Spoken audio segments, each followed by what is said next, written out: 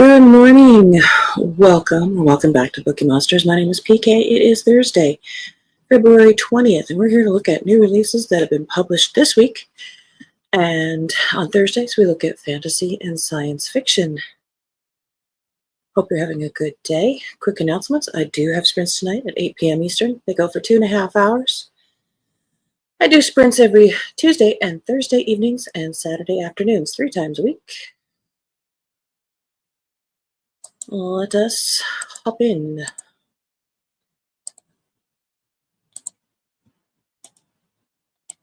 First up, much anticipated by romantasy peoples. This is Rebel Witch by Kristen Ciccarelli. First book is The Crimson Moth. This is book 2. A witch, Rune Hunter Winters, is on the run. Ever since the boy she loved, Gideon Sharp, revealed who she was and delivered her into enemy hands. Everyone wants her dead. If Rune hopes to survive, she must ally herself with the cruel and dangerous Cressida Roseblood, who's planning to take back the Republic and reinstate a reign of witches, something Cressida needs Rune to accomplish. A witch hunter. Apparently, it wasn't enough for Rune to deceive Gideon.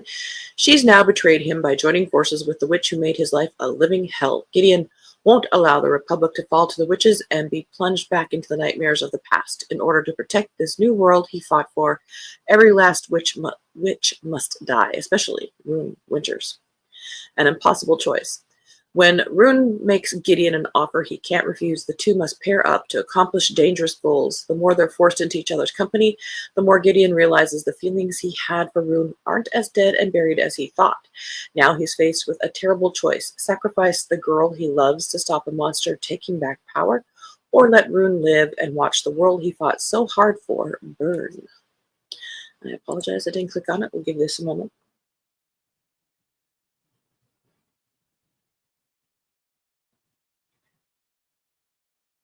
Apologize.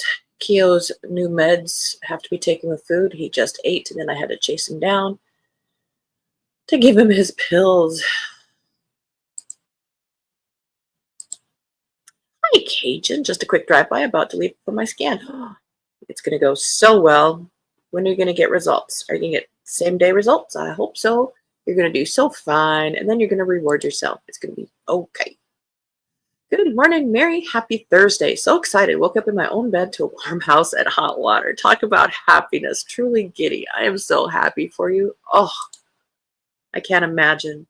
And Mary said, hi, Cajun. Hope you're doing great today.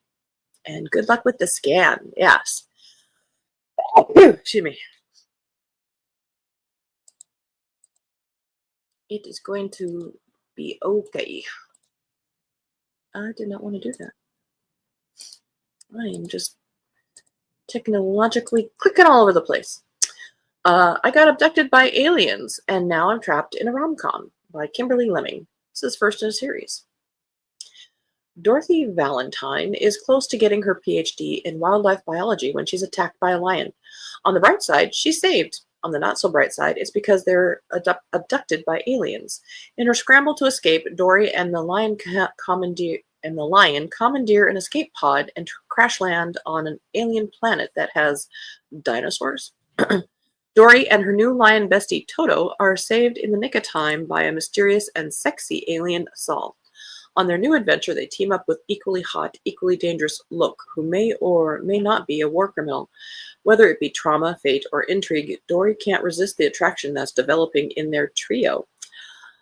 As this ragtag group of misfits explore their new planet, Dory learns more about how and why they've all ended up together, battles more prehistoric creatures than she imagined zero, and questions if she even wants to go back home to Earth in this hilarious, steamy, alien romance adventure comedy romp.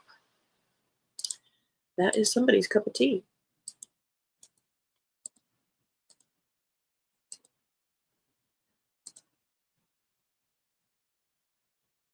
The Garden by Nick Newman.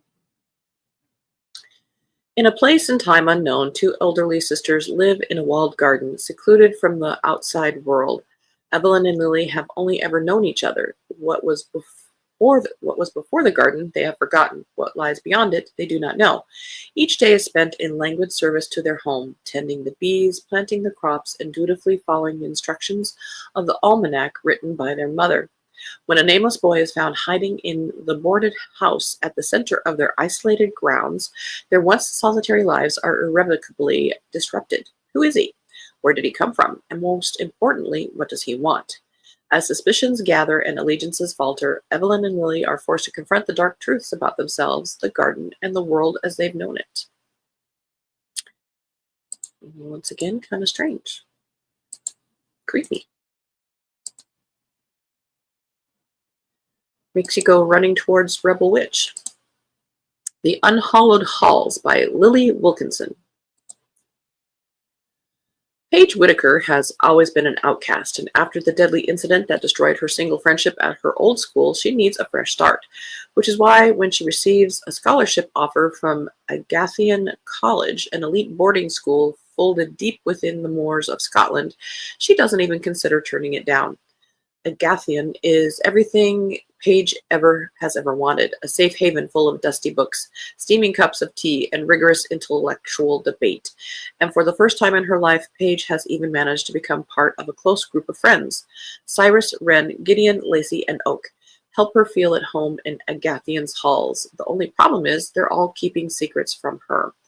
Paige doesn't know it yet, but her perfect new school has dark roots that stretch back to its crooked foundation and an ancient clandestine society with rumored ties to demonic magic. Soon, Paige will be forced to learn that not everyone at Agathian is who they say they are, least of all, her friends. Agathian claims to teach its students history, but some histories should stay buried. Again, sounds like fun. End of row 1. Can't we just have an epic high fantasy? That's all. That's all I'm asking for. The Company of Companions. Mary just had 6 to 7 deer run through the yard. He alerted me. Oh, I bet that was cool to see. You like the cover of the garden? Yeah. Inside, not so much. Upon a Starlit Tide by Kell Woods. St. Malo, Brittany, 1758. To Lucinda Lyon, the youngest daughter of a wealthy French ship owner, the high walls of St. Malo are more hindrance than haven. While her sisters are busy trying to secure advantageous marriages, Luce spends her days secretly being taught to sail by Samuel, her best friend and an English smuggler. Only he understands how the waves call to her. Then one stormy morning, Luce rescues a drowning man from the sea.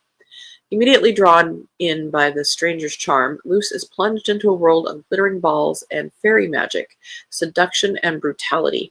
Secrets that have long been lost in the shadowy depths of the ocean begin to rise to the surface, but as Luce wrestles with warring desires, she finds that her own power is growing brighter and brighter, shining like a sea glass slipper on the scales of a sea maid's tail.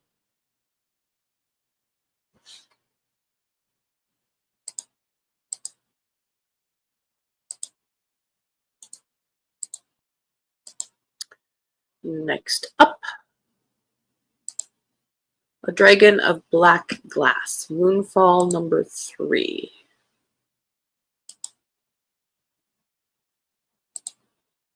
What will they risk to save the world? With the apocalyptic threat of Moonfall looming ever closer, Nyx and her allies must venture into the eternally sun-blasted lands to search for an ancient weapon buried untold millennia ago.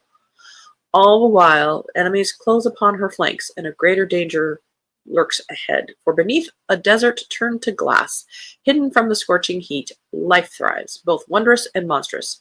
But a more fearsome menace lies even deeper, where an ancient army has been seated to protect a secret from any who dare seek it out. Yet, can Nyx truly trust those at her side, or even herself? For while her gifts grow ever stronger, so does the danger of losing herself to a dark madness. Worse yet, the same afflicts Bashalia, her winged and bonded brother. Elsewhere, a looming war explodes across the crown, forging new alliances and greater enmities as lands around the globe are drawn into fiery conflict.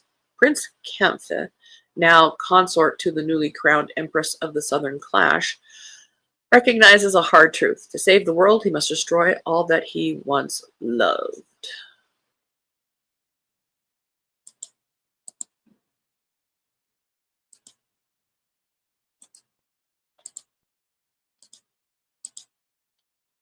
Halo, Empty Throne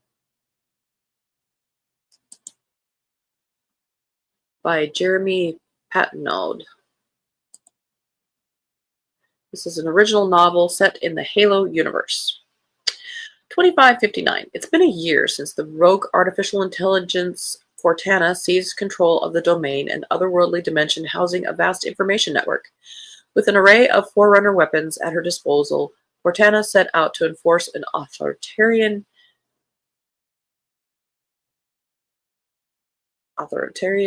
peace on the civilizations of the galaxy. But as the United Nations Space Command flagship Infinity prepares to strike against Cortana at Zeta Halo, another plan has also been set in motion. An ancient access point hidden on a seemingly insignificant human colony has become the focus of a parallel effort to claim the domain and its immeasurable capabilities. The UNSC, however, needs a key, a living, forsaken product of an old war. As a new generation of heroes rise to meet this challenge and Cortana's pursuit of control reaches a desperate and sudden crescendo, a cunning, ruthless warrior emerges from the shadows of the banished, who has vowed to fill the new power vacuum by any means necessary.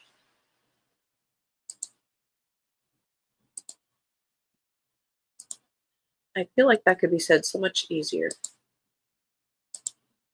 The Blessed Isle by Michael Sims, Volume 3 of the Talon Trilogy. When the dragon Termis returns to the kingdom to ask Tessia and Norbert to help save the Western dragons from extermination, the two heroes begin the greatest adventure of their lives, one that will take them into the underworld to plead with Nuruth, Lord Death himself, whom they have unknowingly been serving all along. Short and sweet. End of row 2.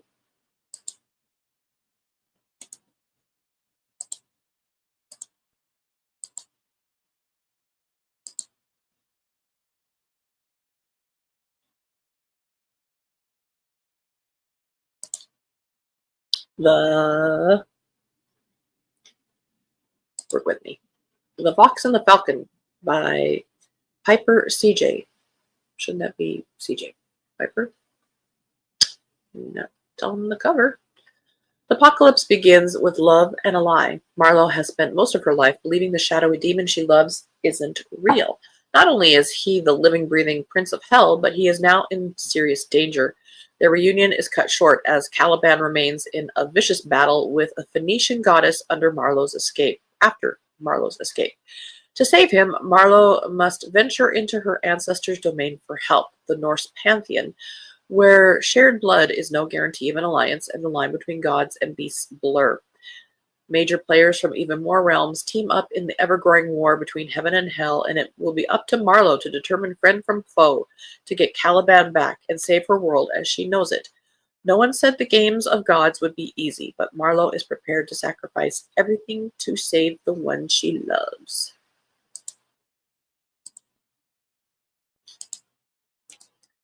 Oh, there's a famous name. R.A. Salvatore has a new one.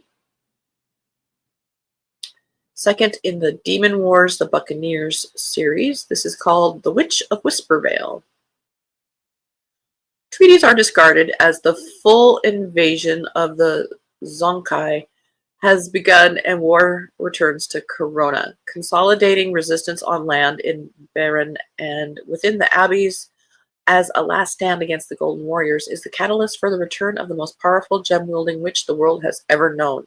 Yet, as the rumor of a witch of gemstone magic reaches the Zonkanai, they send a hunter so brutal he is known as the Coyote to find her.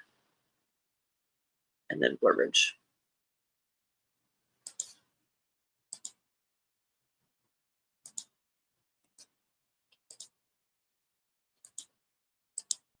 Wooing the Witch Queen Got lots of witches. Lots of witches today. Things that keep me up at night. Are the panels delivered to you all again after their walkabout? Soon. We are expecting a truck from the factory today. Then it does its route across Montana. So a couple stops before it gets to the town that they're in at the far northwestern side of the state, Kalispell, where they will unload those doors to them and then pick up our doors that were up there and bring them to us. So we are hoping to get them tomorrow. Hopefully we have a driver who can drive on yucky weather roads. Crossing our fingers. Wooing the Witch Queen by Stephanie Burgess, Queens of Villainy, book number 1. Queen Saskia is the wicked sorceress everyone fears. After successfully wresting the throne from her evil uncle, she only wants one thing: to keep her people safe from the empire next door. For that, she needs to spend more time in her laboratory experimenting with her spells. She definitely doesn't have time to bring order to her chaotic library of magic. When a mysterious dark wizard arrives at her castle, Saskia hires him as her new librarian on the spot. Fabian is sweet and a little nerdy, and his requests seem a little strange. What in the name of divine Elva is a fountain pen? But he's getting the job done, and if he writes her flirtatious poetry and his innocent touch makes her skin singe, well... Little does Saskia know that the wizard she's falling for is actually an imperial archduke in disguise, with no magical training whatsoever. On the run, with perilous secrets on his trail and a fast-growing yearning for the wicked sorceress, he's in danger from her enemies and her newfound allies, too. When his identity is finally revealed, will their love save or doom each other? Oh, that old chestnut.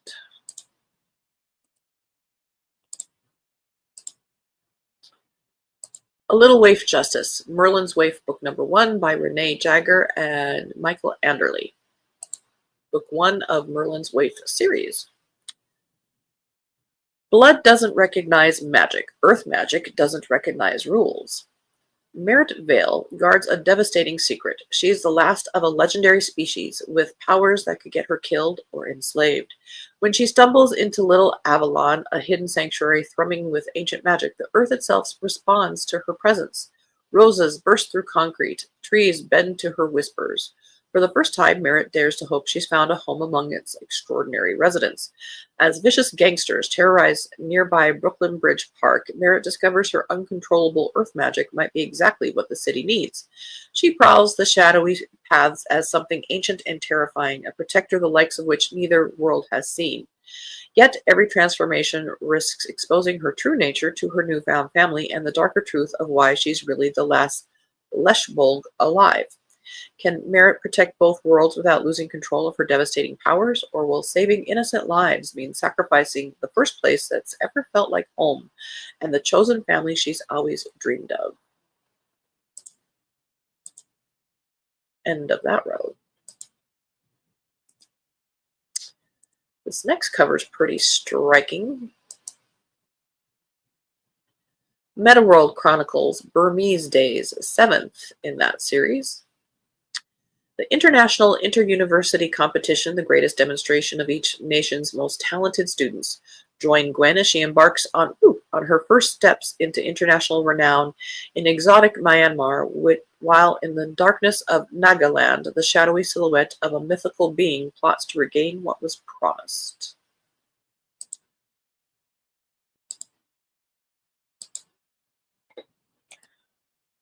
Again, short and sweet, and I like it.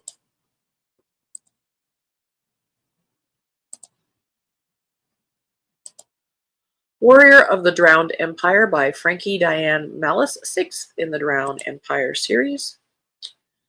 The Guardians have returned. As Muriel's reincarnation nears, Lear is determined to fulfill her oath, harness the power of the Red red shard and defeat him. But Lear has uncovered the Empire's darkest secret. Her cousin Jules still lives, and the Emperor is enslaving Vorak for their forbidden magic. Now she's vowed to bring the Empire to its knees. But freeing the realm will require more power than even Lear and Ryan combined possess. Their only opportunity is to make a far more sinister deal with the person who has the most to gain, and the person Ryan trusts the least. To protect her loved ones, Lear must master her magic or risk unleashing destruction across the Empire. It could cost her everything, her heart and soul. This is says inspired by Cleopatra.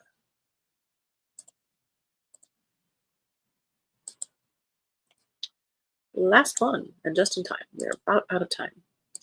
Bog standard isekai nightmares. Let's just throw some words out there randomly. Schnorkel. Miles English is the author third in this series. Bleak dreams are made of this. The Battle of Hammond's Bog is over. The town is free and the undead destroyed. The witch is slain and the surviving villagers are picking up the remains of their lives. Despite his scars and constant nightmares, Bryn is doing his best to move on from the battle against the undead. He's looking to the future, but his past might not be done with him yet. Soon Bryn will learn that not every witch who tormented him is gone for good, and he won't be able to depend on Hogg and Lumina to protect him in places they cannot reach. He'll need to learn some new tricks, even some new skills, and stretch the limits of his illusionist class if he wants to survive. And that is all we have for today in fantasy.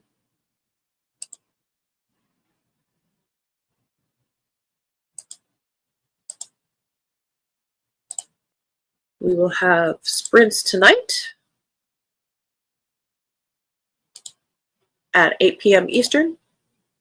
I'll get here as soon as I can to get started on that. We do every Tuesday and Thursday evening and Saturday afternoon.